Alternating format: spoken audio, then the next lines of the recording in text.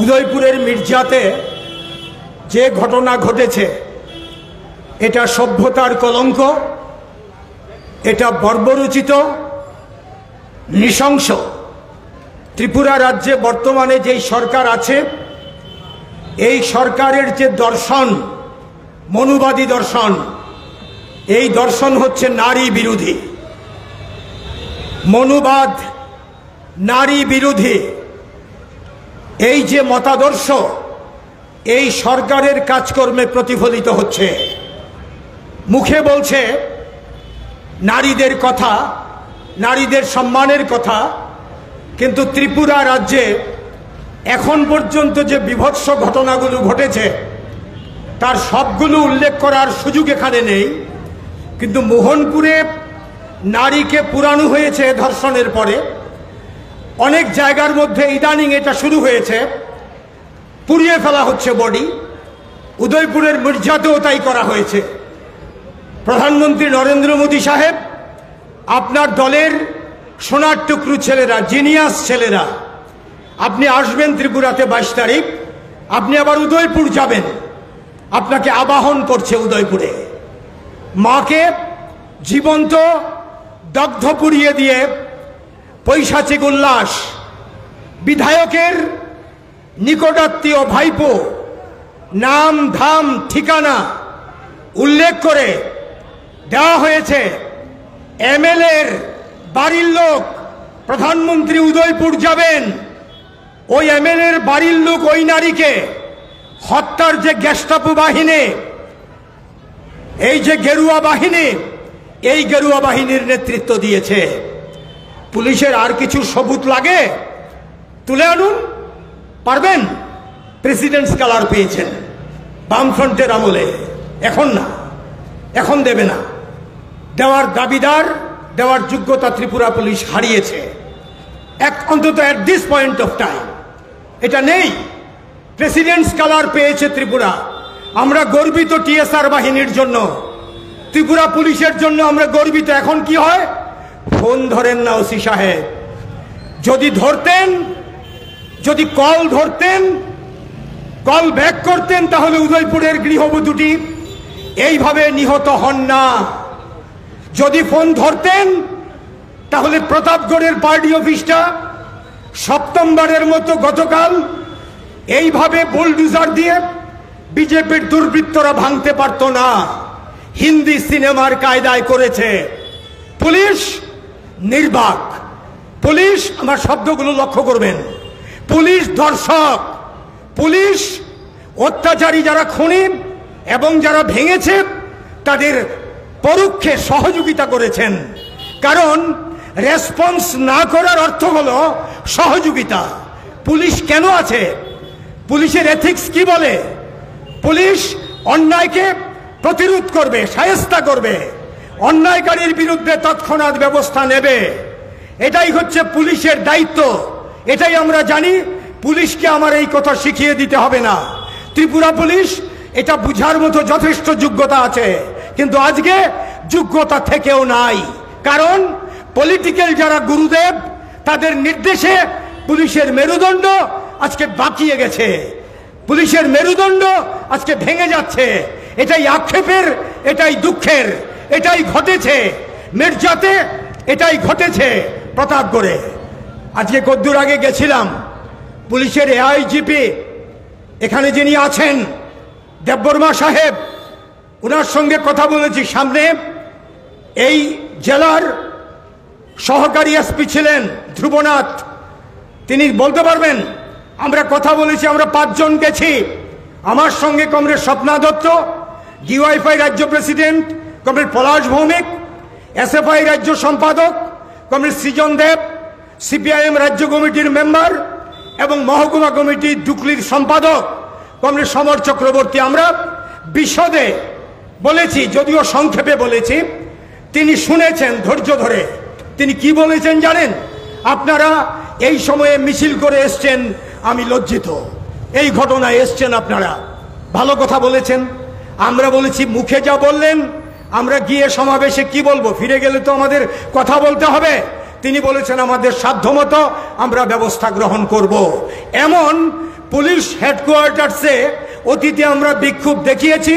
SP সাহেব, DIG সাহেব, এআইজিপি সাহেবরা অতীতে 7.5 বছর ধরে বারবার আমাদের কেমন বলেছেন, আশ্বস্ত করেছেন। আমরা জেন্টলম্যান লাইক আচরণ করে আমরা শুনে এসে সমাবেশে বলেছি, পুলিশ বলেছে ব্যবস্থা নেবে, কিন্তু রেজাল্ট হচ্ছে এখন পর্যন্ত এই রাজ্যে কনভিকশন রেট, অর্থাৎ যারা অপরাধী তাদের শাস্তির রেট হচ্ছে মাত্র 1%, আর মুক্তি হয়ে যায় 90%-এর বেশি। আর বাকি কয়েকটা কেস পেন্ডিং আছে, তাদের শাস্তি হবে কিনা আমরা জানি না, অগ্রিম কথা বলতে চাই না। বৃক্ষ তার নাম কি ফলে পরিচয়, ত্রিপুরা পুলিশ এর মধ্যে যে স্বাক্ষর রেখেছে কাজকর্মের, মাথা হেঁট হয়ে যাচ্ছে লজ্জায়, কোনো ব্যবস্থা নিচ্ছে না। কারণ রাজনৈতিক নেতাদের নির্দেশে পুলিশ যখন সেখানে আত্মসমর্পণ করতে হয় এই প্রবলেমটা হয়। পুলিশের যদি প্রশংসা করার থাকে আমাদের দিক থেকে কোনো কার্পণ্য নেই, এটা করলে পরে আমরা উচ্চ কণ্ঠে বলি, আমরা বলবো এটাই আমাদের অতীত, এটাই আমাদের অভিজ্ঞতা, আপনাদের অভিজ্ঞতা আমরা বলেছি। আমি যেটা বলে শেষ করব, prime minister of India Modi সাহেব, নরেন্দ্র মোদি ত্রিপুরায় আসছেন 22 তারিখ, শুনেছি। 22 তারিখ এসে উদয়পুরে গিয়ে কালীবাড়ির একটা প্রকল্প তিনি নাকি উদ্বোধন করবেন, আর কি করবেন সেটা সরকারের ব্যাপার, সেটা করবেন। এর আগে এই ঘটনাগুলো শিহরণ জাগানো। আমি প্রতাপগড়ের কথা বলছি। এই অফিসটির সামনের দরজা, গেট, শাটার বুলডোজার নিয়ে রাত্রি 1:30টায় সেখানে হামলা করেছে পার্শ্ববর্তী সমস্ত বাড়ির লোকজন। আপনারা জানেন প্রতাপগড় বাজার খুব জনবহুল, প্রচুর বাড়ি, সমস্ত মানুষ রাস্তায় নেমে চিৎকার করছে যদি এটা ভেঙে যায় পাশের বাড়িগুলো ভেঙে যাবে। Fire was police. আমাকে উত্তর দিন, পুলিশ কোথায় ছিল? পুলিশ জানে না, পুলিশ বুঝবে না এটা। ঢিলছুড়া দূরত্বে পূর্ব থানা, পশ্চিম থানা, মহারাজগঞ্জ বাজার আউটপোস্ট, ওসি অ্যাকশন নিতে পারতেন, এসডিপিও অ্যাকশন নিতে পারতেন। কি হলো? ভেঙে চলে গেল। চলে যেত না, গোটা পার্টি অফিসটাকে ওরা মাটির সঙ্গে মিশিয়ে দিত। এখন এখানে আমি উচ্চ কণ্ঠে বলতে পারি, অফিস ভেঙে সিপিআইএম এর অগ্রগতি রুখা যায় না, যাবে না। আমি ওই কণ্ঠে বলবো না। আমি বলে রাখি, বিজেপির যারা করেছো, যা করছো ভালো করছো না, খুব খারাপ করছো। একদিন উত্তর দিতে হবে, একদিন কিন্তু উত্তর দিতে হবে। গণতন্ত্রকে এইভাবে খতম করা যায় না। আর আজকে যারা ডিউটিতে আছেন পুলিশ অফিসার, এটা হুমকি না, এটা exchange of views, exchange of experience. পুলিশকে বলবো, আপনারা ত্রিপুরার ছেলে, আমরাও ত্রিপুরার ছেলে মেয়ে, আপনারাও ত্রিপুরার ছেলে মেয়ে। আপনারা নৃপেন চক্রবর্তী দেখেছেন, দশরথ দেব দেখেছেন, মানিক সরকারকে দেখেছেন। আপনাদের সঙ্গে আপনাদেরকে পরিচালনা করার ক্ষেত্রে এমন করেছেন তারা কোনোদিন? বলতে পারবেন বিরোধী দলের কোনো নেতা, বিরোধী দলের কোনো অফিস কোনোদিন আমরা হামলা করেছি, একটা ফুলের টুকা দিয়েছি কোনোদিন? এই অভিজ্ঞতা আপনাদের আছে? বলতে পারবেন না, কোনোদিন আমরা করিনি।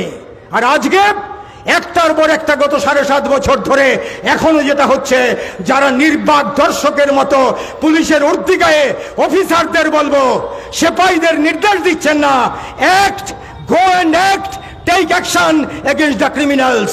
যারা করছেন না, জবাব আপনাদেরও দিতে হবে। একদিন না একদিন জবাব কিন্তু দিতে হবে, যেভাবেই হোক।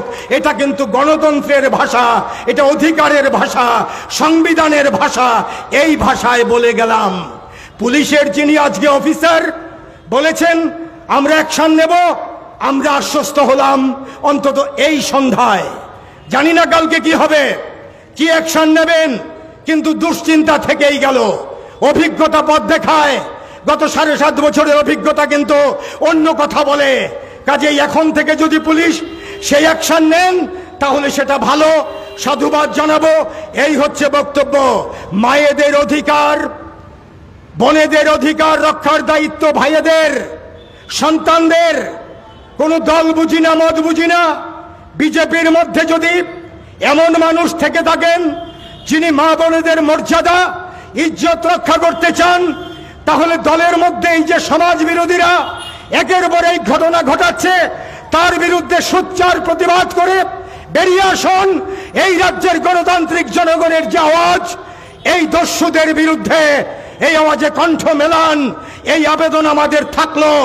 একা সিপিআইএম না, এই রাজ্যের ধর্মনিরপেক্ষ গণতান্ত্রিক সভ্য নাগরিক মাত্রই তিনি কোনো দল কোনো মতের ভিন্নতা থাকতেই পারে, অন্য জায়গায়ও থাকতে পারেন, কিন্তু এই প্রশ্নে ঐক্যবদ্ধভাবে প্রতিরোধে এগিয়ে আসবেন। এই কথা বলে আজকে যারা এই মহতি এই অধিকারের দাবিতে যে কর্মসূচি প্রতিবাদ কর্মসূচি তাতে সামিল হয়েছেন, আপনাদের সবাইকে আমি অভিনন্দন জ্ঞাপন করছি। সিপিআইএম জেলা কমিটির পক্ষ থেকে কৃতজ্ঞতা জানাচ্ছে। আগামী দিনে প্রতিটি এই রকম আক্রমণ সন্ত্রাসের মুখোমুখি দাঁড়িয়ে প্রতিবাদে সামিল আপনারা হবেন, এই প্রত্যাশা ব্যক্ত করে আমি আমার কথা বলা এখানেই শেষ করছি। ইনকলাব জিন্দাবাদ, সিপিআইএম লং লিভ। আজকের মতো এই প্রতিবাদ কর্মসূচি এখানেই শেষ।